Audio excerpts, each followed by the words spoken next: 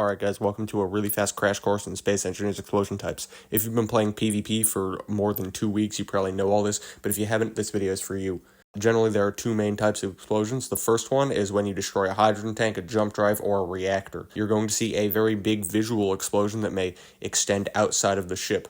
Generally, when you hit someone with a railgun, you're likely to blow up their hydrogen tanks or the jump drives or the reactors, and when they blow up, they show this explosion. Both for jump drives and reactors, they won't actually damage anything, it'll just be visual, but for hydrogen tanks, they will damage generally the blocks around them, or maybe even destroy the blocks around them. Hydrogen tanks can also chain, and have multiple explosions back to back to back where the ship kind of explodes completely and just gets gutted.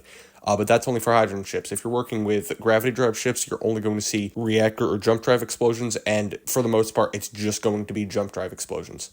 These explosions are characterized by a big ball of fire that extends outside of the ship. Also, if you're zoomed in with a camera, your camera will most likely zoom all the way back out to default. The second type of explosion is ammo wrecking. Space Engineers has this lovely mechanic where if your ammo gets shot, it blows up. There's two main ways for this to happen. If you have a cargo container or if you have a gun with ammo in it and those blocks get destroyed, then the ammo just blows up instantly. But if you have a block like a connector or something else that will drop a temporary container, that temporary container will exist floating free in the air, and then when it gets shot, it blows up with all the ammo inside. However, the amount of damage a temporary container containing 1,000 artillery rounds will do is much less than the amount of damage a just free-floating stack of 1,000 artillery rounds will do. When stuff is in temporary containers, it deals less damage for some reason. An ammo-racking explosion is characterized by a tight fireball with a bunch of small lines coming off of it, basically a bunch of explosions happening all at once. These often happen a half a second after you've impacted your opponent,